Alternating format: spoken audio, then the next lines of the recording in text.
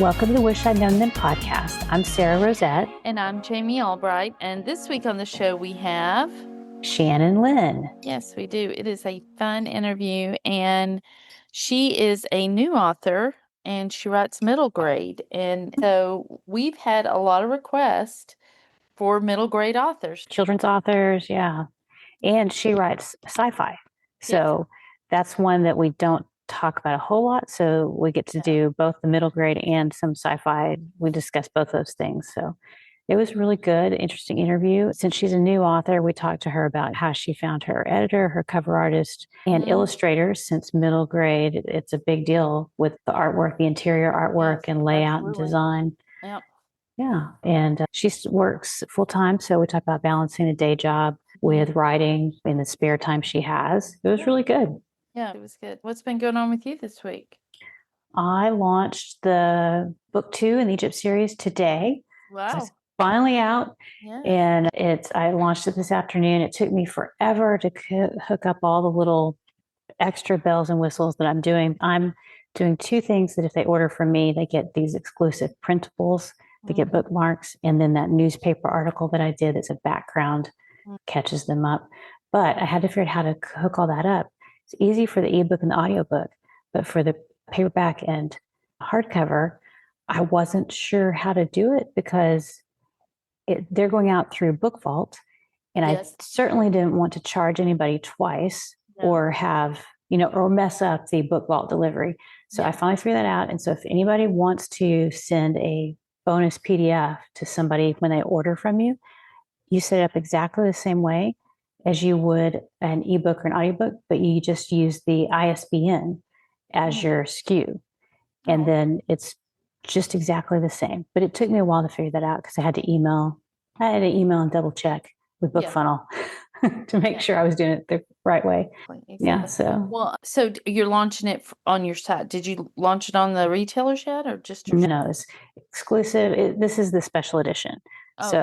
Only all 4 formats on my site first, and they'll be on my site at least through the middle of September, exclusive. And then probably at the end of September, I'll put up a pre-order on the retailers for the retailer edition, which is it'll have 1 or 2 maps in it. And I think that's none of the other special things like you can't do the ribbon bookmark and you could do the color, but I'm just doing it plain.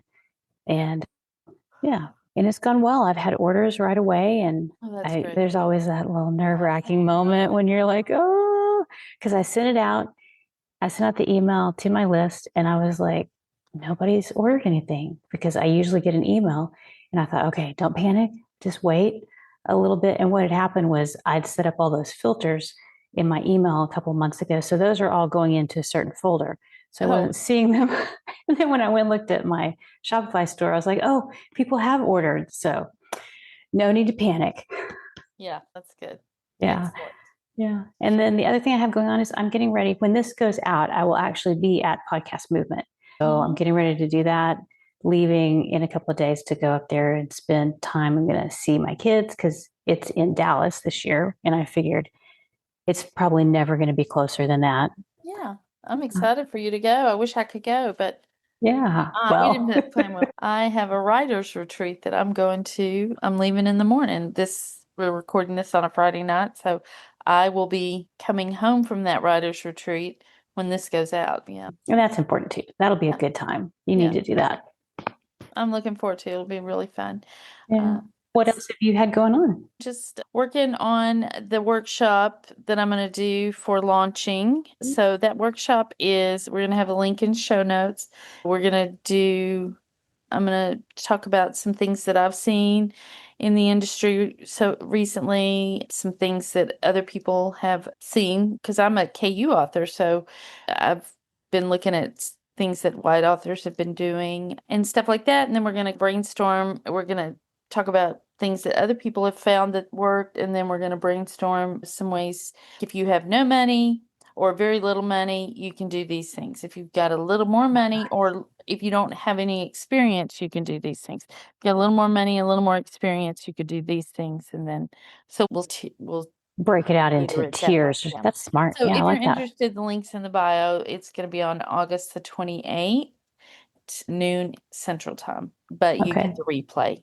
But yeah, I'm looking forward to it. I spent all day Monday, part of the day Tuesday, just doing the copy and the graphics, and so bad at graphics. I do not have an eye for that. And so graphics are hard. They're hard for you and me. Some people can whip them out in an my brain hour. was just tired when I was done. It's funny, like writing is like that sometimes, but not really. Like I usually feel energized after I've been writing, but doing graphics and that kind of art, creative work's not in my. It's like using a muscle you haven't used in a while, and it's painful at first. Painful, yeah. But anyway, that's about all I've had going on. Yeah. Okay. We have a new supporter. We have HY Hannah, and she chose the cat emoji. And she's been on the podcast before. She's a fellow author. She writes cozies, and almost all of her covers, I think all of her covers have cats on them. So I thought that was cool. She picked that emoji. So thank you to her and to all our other supporters. Some people have been so faithful and sponsored for so long, and then we have some new people, and we just appreciate you all. We do appreciate you all, and if you have gotten value from the podcast, we just ask that if you've gotten value and you feel like supporting us, we would really appreciate it. It lets us know you appreciate what we do and that you want us to keep doing it. And that's a lot especially when you're doing a podcast, because you are speaking into the void, and it's hard to know sometimes who's listening and if we're having an impact. Yeah, we appreciate it. And if this is one thing we're doing, the value for value, if you've received value from the podcast and want to give back, we appreciate it. If it's 1 month or several months or a year or two, we're just so thankful. And if you do want to support the podcast, you can go to wishidknownforwriters.com/support, and you get access to exclusive supporter episodes, and you'll have your own private RSS feed for that. And then there's a private Slack group, and you'll get a shout out in a future episode. So thank you to everyone who's joined us. Exactly. And one more thing real quick.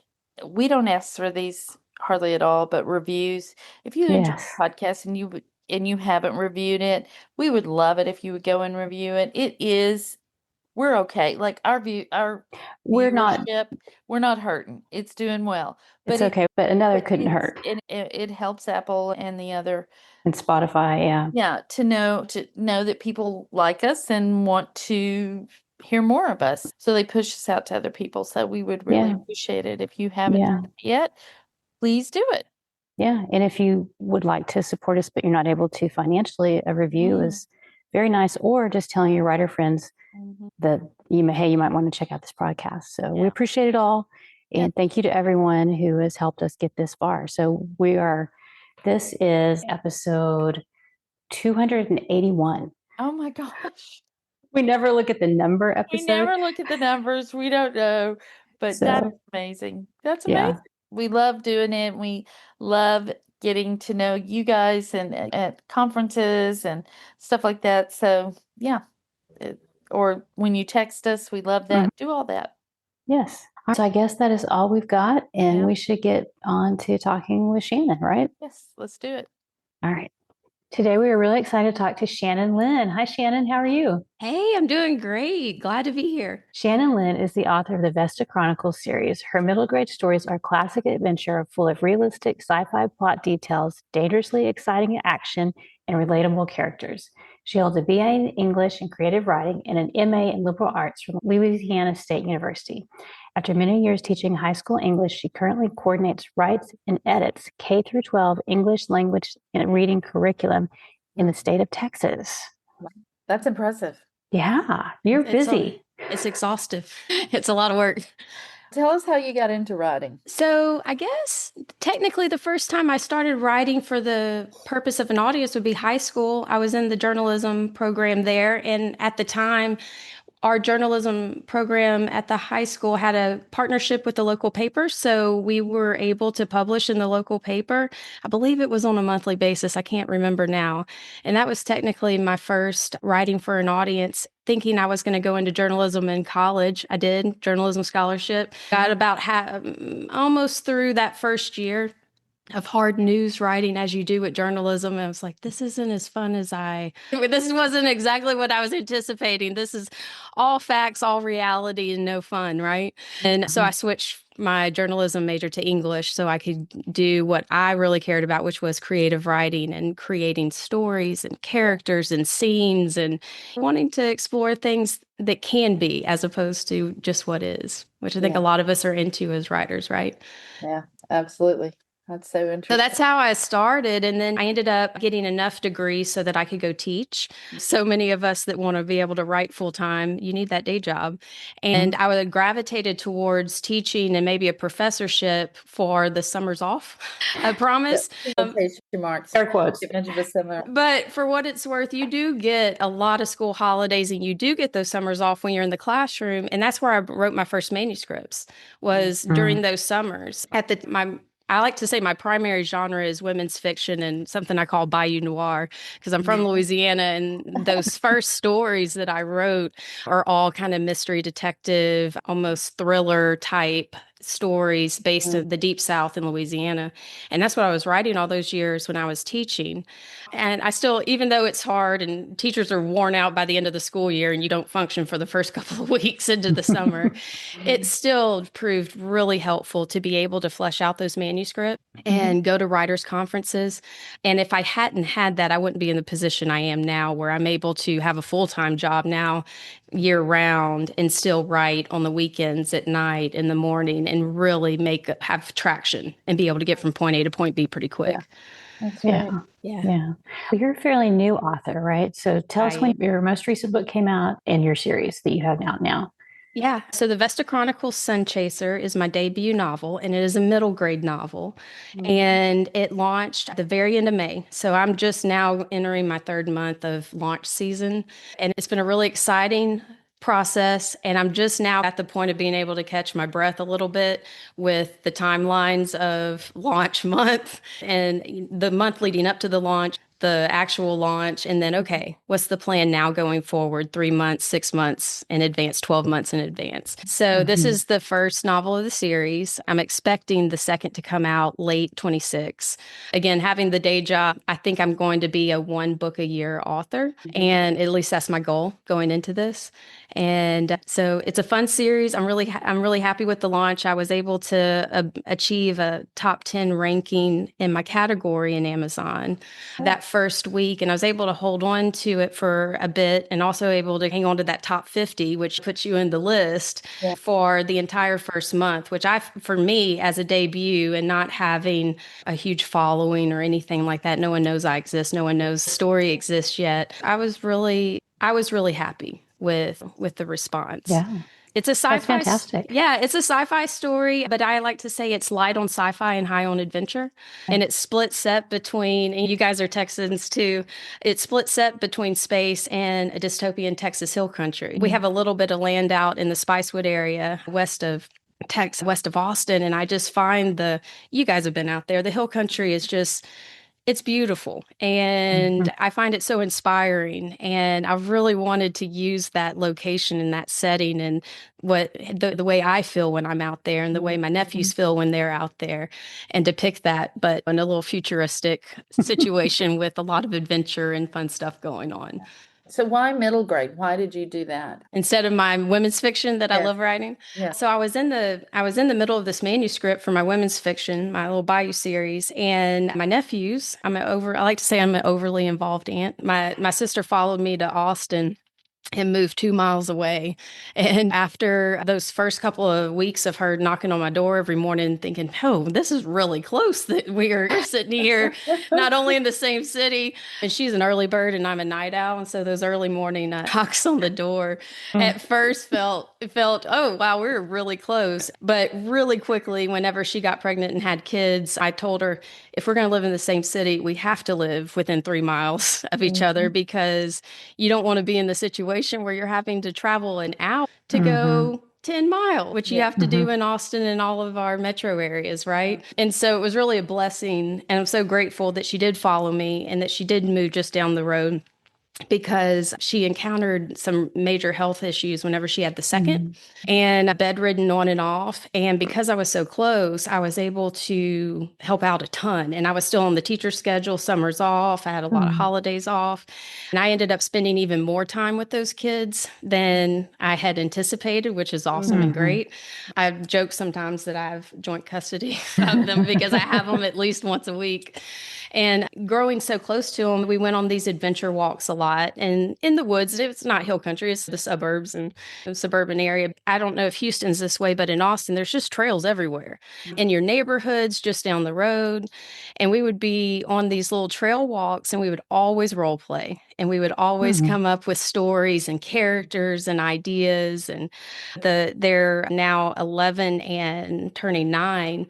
And 2 years ago, you get like everyone does who has kids or kids in their lives. All of a sudden, they were just growing up so fast. And you knew that just in a moment, they were going to be 16 and 18 and gone. And I thought, all these stories and some of these characters we've come up with, I want to document them. I want to write them. And I had from one of our little walks, I had this idea for a middle grade story, and I had written it down 4 or 5 years ago. Brief plot, a brief outline of what this story could be. And then I put it in a drawer and didn't touch it until that had that moment of these kids are going to grow up and they're going to be gone and we're not going to have this time again.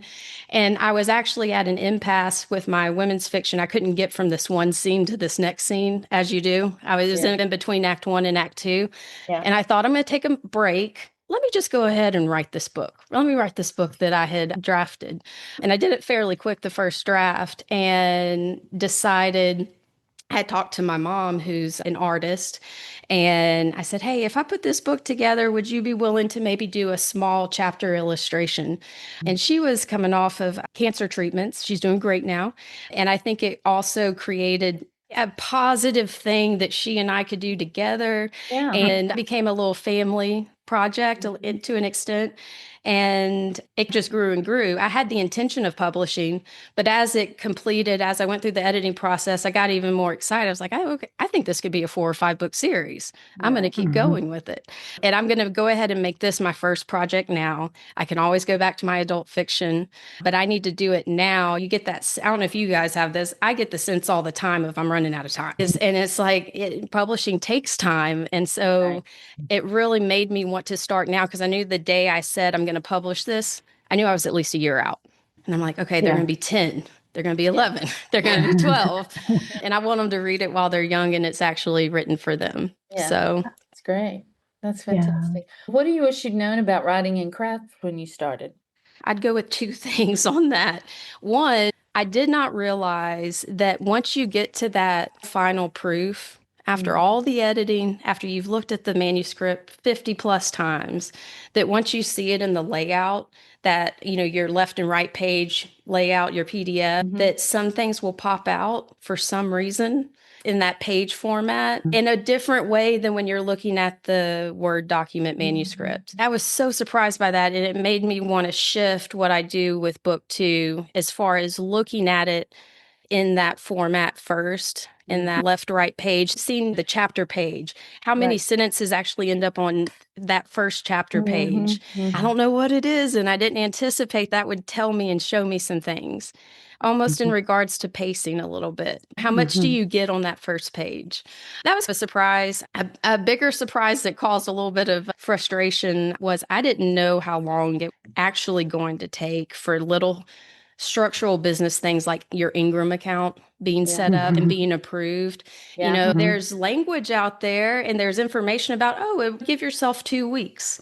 Mine wasn't 2 weeks. It was about 4 weeks before. I don't know what backup there was. There weren't any problems, but it just took a while for the account to become active, which it was too close to launch for me for that to feel comfortable. So now I know going forward that any new accounts, new processing, just double or triple the time you read online.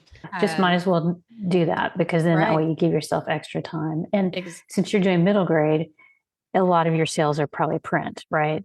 Yeah, absolutely. So Ingram was like an essential part of it. Yeah, you had to have that. Yeah. Amazon's still number one, and I love Amazon. The experience has been great. But yeah, you have to have that Ingram so that for anyone who doesn't buy from Amazon, there's that option, right? Yeah. And luckily, I'm really happy. I've had my first bookstore stock a couple of books, which is always fun. And they're going to buy from Ingram. So you have to have it up there and ready. Right? Yeah. That's great. What about marketing? What do you wish you'd known about marketing since bookstores have come up? Is that on topic? For me, I can't speak for other people, but for me in my debut year, also having the full-time job, I went into it not planning to do any ads, at least for the first 6 months, mainly because of bandwidth. My learning curve, as a lot of people go through, has been straight up over the past year. And I'm really at a point of I can't handle another huge core, right? I can't handle this other bucket of information that I know nothing about. Yeah. And two things are in that category right now for me: marketing ads and email list subscription world. I know there's a lot of different avenues to go. And so I had to at some point say, you know what?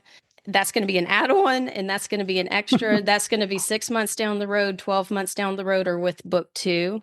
And I'm sure that's going to limit me to a certain extent, but it's allowing me to get day to day and week by week right now. And so it works for me. However, to that end, I need to know more than I know about marketing and the ads. I've done some research already, and it seems extremely complicated. And so I wish I had more information even at this stage, preparing for that next step and that next tier. I've studied so many. I love your podcast. It's been super helpful. Thank you so much Thank you so much for having it. I feel like it's this little college course that I take on my 2-hour commutes every day.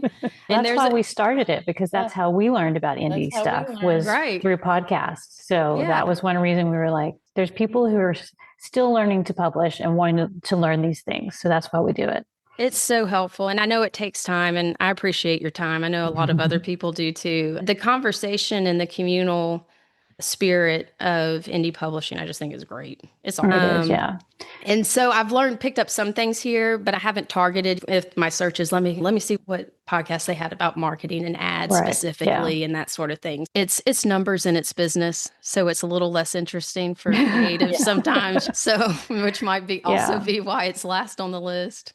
But you still have time, and I like the way you phrased it as that's an add-on. Like later you can, because it is very much an incremental career. Like you got to write the book, you got to learn how to publish the book, and then you can add these other things in as you go.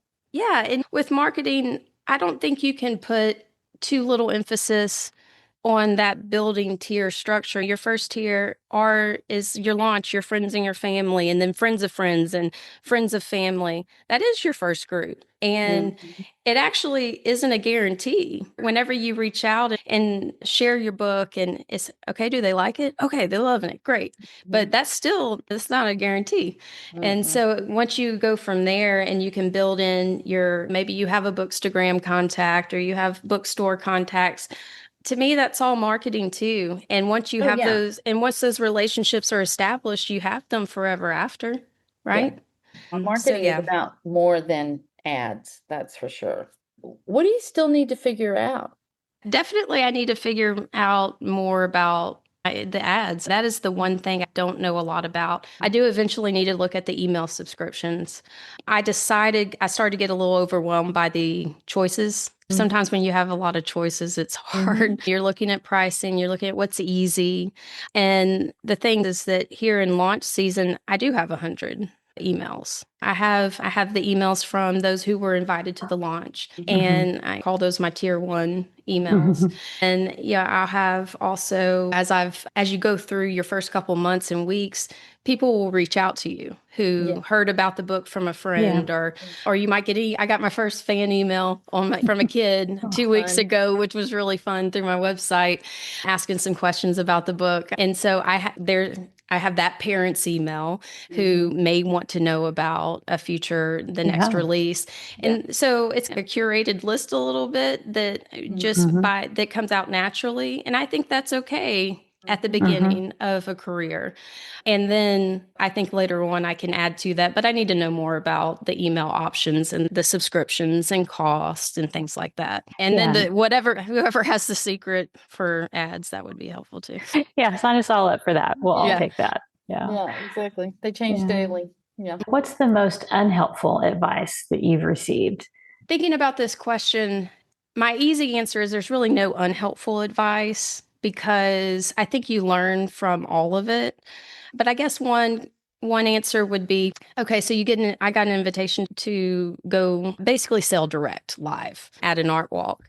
But the way this particular art walk and bookstore work together, the individual author has the POS and does the transaction as opposed to it being through the bookstore. Yeah. That's a whole nother bucket of work in regards to, let me register for sales tax with the state. And then the day you do that, you have to submit monthly reports, right? And even if you don't have any sales, my understanding is you have to log in and say I had no sales. That's just one more task on the ever-growing task list, right? And so I don't have that set up yet. I don't have the POS device. Everything therein, I decided I don't have a table, which is a small thing. Physical things you need too, physical right? Things, yeah, if you're online in person. Right, and they all add up. And so this one person was saying, if you you just say yes to everything. Just say yes to everything. That sounds like a really good piece of advice. And I was really tempted, okay, I just need to say yes and go through these next 10 tasks really quickly and probably a frenzy. And maybe I don't have to do that. Yeah. And maybe that's something I can do later in time, but it really doesn't make sense right now. And that's okay. And it might make sense for other authors, but for me right now in this season, it doesn't. So I can say no to that. And that's not necessarily a bad decision. I think that's so wise. That's so wise. And we all do this. We get ahead of ourselves and I did that. I've done it multiple times, but I certainly did that when I was with my first newsletter builder. I had nothing set up. I didn't even know you had to set anything up. And then I had to scramble to do it, but it paid off, but it was still a lot of stress that I didn't have to put myself under. At that moment, like you could have done it differently, like more incremental. Literally take a weekend to stop doing everything just to figure this out. How did you find your editor and cover artist? Oh, so editing, you may or may not be a member of the Writers League of Texas, but I became a member. It's a great organization. I tell anytime I'm talking to someone who's wanting to publish or thinking about publishing or already querying, I say, please, especially if you're in Texas, join because it's not very expensive. It's an extremely well-run organization. I joined back in the 20-teens, somewhere in there, and they do an agents conference every year. And so at the time, my first manuscripts, I was entering the manuscript contest every year because if you win, you get a free 10-minute pitch with an agent, right? Yeah. And so I was really drawn to that. But even outside of winning the pitch, you can also, at the conference, you can pay for a pitch. I did that too. I paid for 10 minutes with agents and practiced the verbal pitch, and I had some interest. That can lead to send me your first 50 pages, send me your first 3 chapters if you're going the trad route. And I really spent between 2010 and 2018 going that route, just exclusively looking for a trad published deal. But those conferences are awesome. The panels are all run by agents and published authors and editors and designers. And I went to as many of those conferences as I could during that era, and I learned a ton. This was before the podcasting era. So, you really had to show up in person somewhere to find out information or read the books. Yeah. And so the Writers League of Texas, obviously, as an organization, has partnerships and vendors. And year after year, they had a couple of different editing, either individuals or firms that were there at booths in a vendor booth. And one of them that was there every year was Yellowbird Editors. They're Austin-based. And I visited with them, and I kept the card. I had it in my little writing desk for all these years. And I had just decided, knowing who I had met, the editor, I'd met the owner and the editors who worked there. I was like, this is a great organization. There's a lot of talent right here.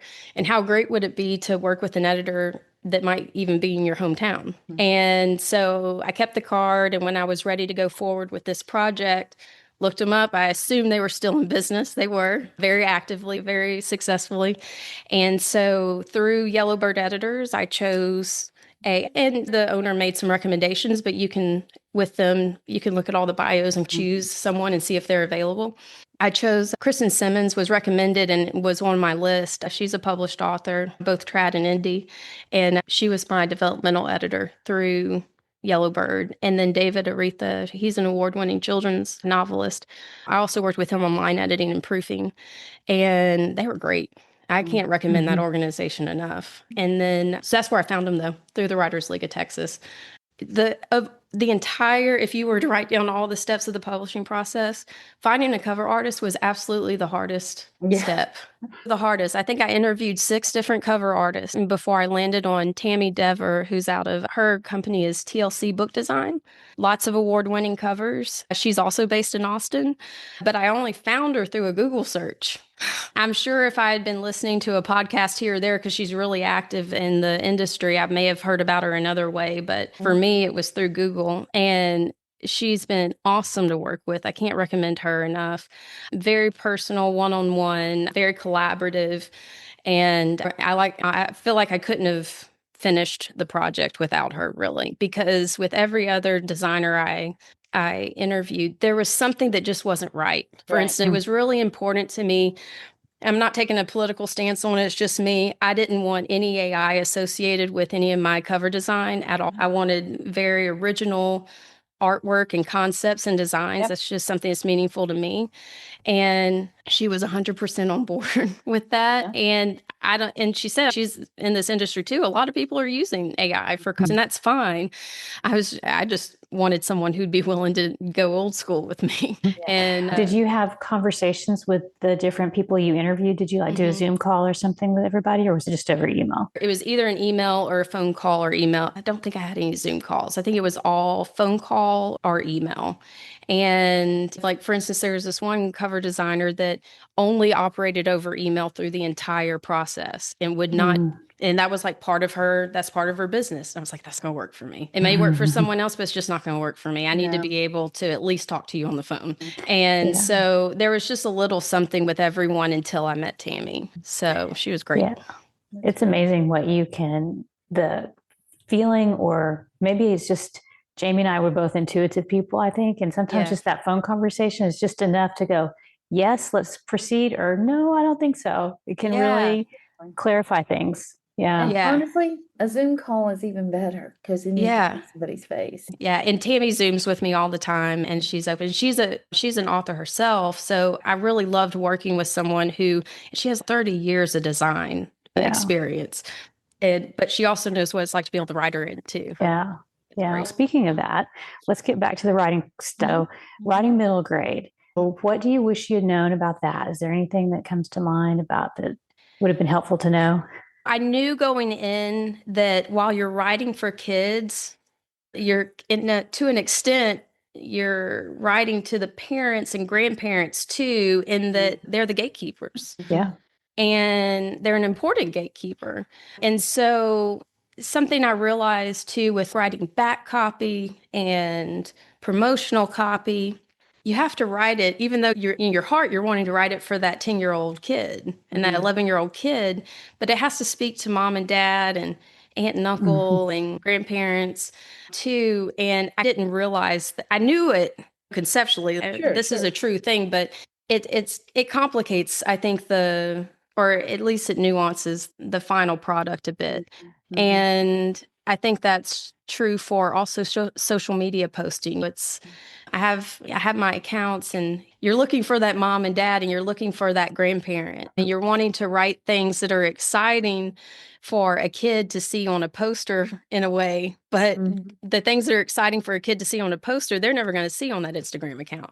Mom and dad are going to see it. So it's just I think that's an interesting dynamic that middle grade writers have to consider. And it starts to change with YA, I think, because kids, they're getting online at some point in time and they're able to see some of this. Right. I think, that'd be my answer to that. It's just that dynamic of how do you sell a product and pitch a product to the person who's not necessarily going to read it. However, what's been really fun is a lot of grandparents and parents have been reading with because the younger, I would like to say this book it really is true middle grade. Those 8 to 10-year-old young readers or was, I guess, considered early middle grade, they're reading it and enjoying it, but they're reading it with a parent, with a grandparent. And then those kind of 10 to 12, even 13-year-olds are reading it independently. And it's speaking to both of those groups. So I can't say it's really just upper middle or just lower middle, depending on the person. But what's fun is when I get a grandparent or a parent and say, I loved it.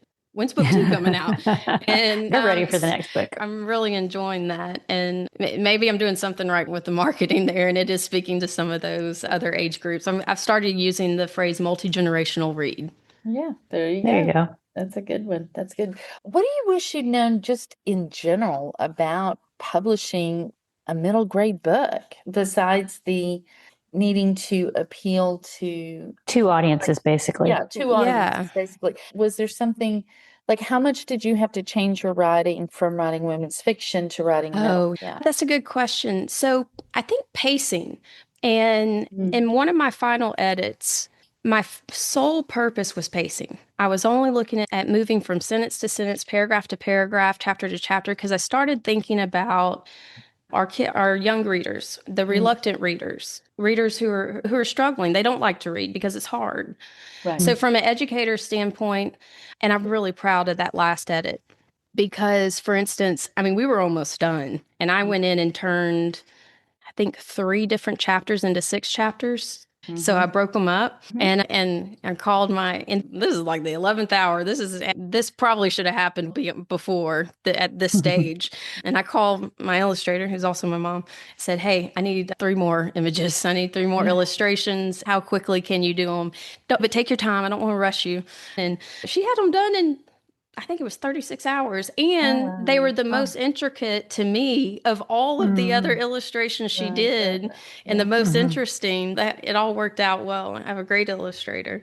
But I was really proud of the pacing. And I think thinking about that kid who's going to get lost in too much context or get lost in too much description really contributed to a solid final product that now I'm going to use that same thinking when I go back to my women's fiction, because it matters to adults too. Yeah. And so I feel like I learned something there by thinking like a kid and thinking about what it's like to read as a kid that's going to benefit all my genre writing.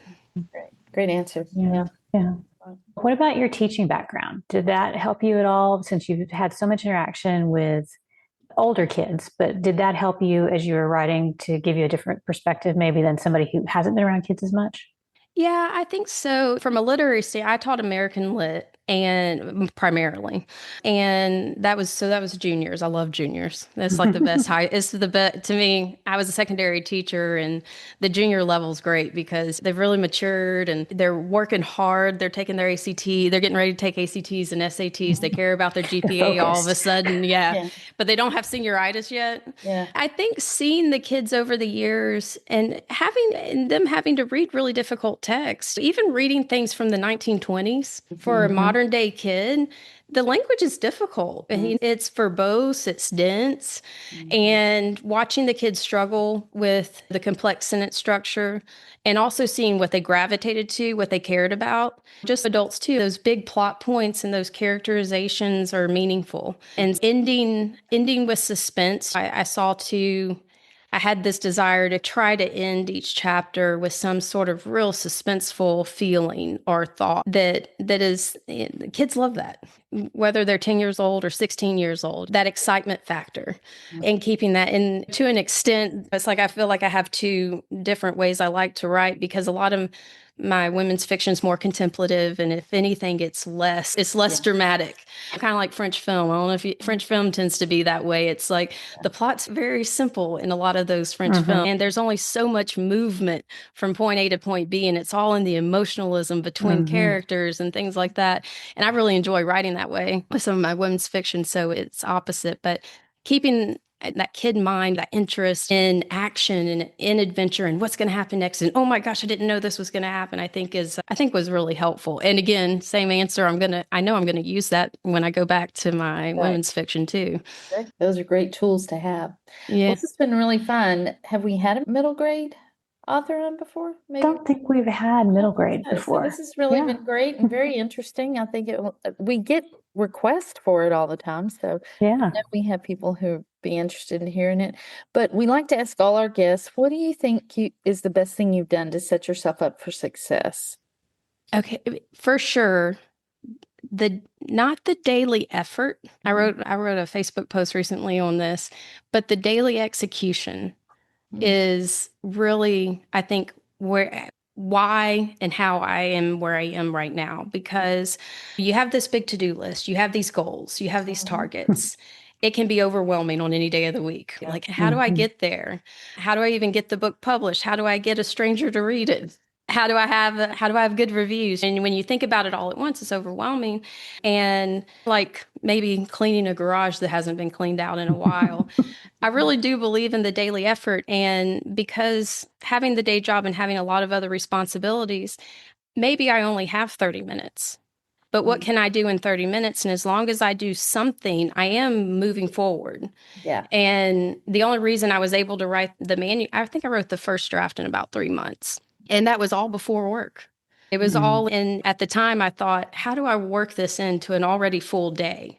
Yeah. And for me, I was like, what do you do every day that you could somehow do 2 things at once? Because that's what it is. And I thought, you know what? I drink coffee every day, and I drink coffee for 30 to 60 minutes every day, even before work. I can drink coffee and write. And so that was the first step of, okay, I drink coffee every day, I write every day. And it might be 30 minutes, it might be 60. On the weekend, it might be 2 hours. And I think that incremental execution, guess what? If you do that every day, in 4 months, you have a draft. Yeah. And then when you get to the business side, it's, okay, for instance, right now, every day I either write a library, I write a bookstore, or I respond to a correspondence that's already happening. I write a podcast and say, hey, y'all want to talk? But I do something every day, and they don't all produce.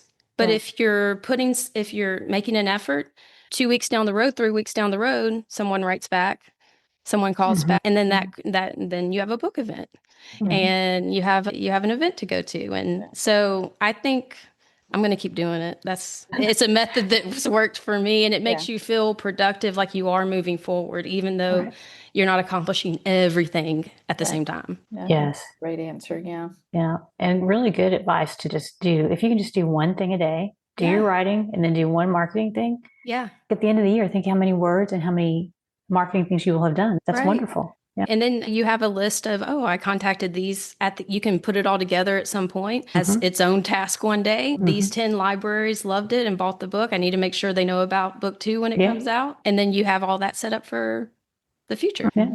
Yeah. That's a great note to end on, I think. I think it's good advice, and I think this will be really helpful and interesting to people. So where can people find out more about you and your book? ShannonLynnAuthor.com is my website. I'm using that as the hub. Little events I have around Texas, I'm putting there. For instance, I'm going to be at the Art Walk in Galveston. I don't know if you guys have ever gone to, but with Then and Now Bookshop, I'm going to be there with my mom on September 14th, I think is the September Art Walk there. I think it's the second Saturday of every month. So as events come up and I'm going to be around, I'm putting them on the website. The info about the book and info about me is there. As I get closer to publishing book 2, I'll make sure that there's some updates there. And then on Instagram, I'm Shannon Lynn Author. And on Facebook, it's the Vesta Chronicles book series. Perfect. Okay. This has been great. And thanks for being here. We appreciate it. Thanks for listening today. We'll have all those links in the show notes, and you can find those at wishi'dknowforwriters.com. And if you want to support the podcast, you can go to that same link. And we will see everybody next time. Bye. Bye.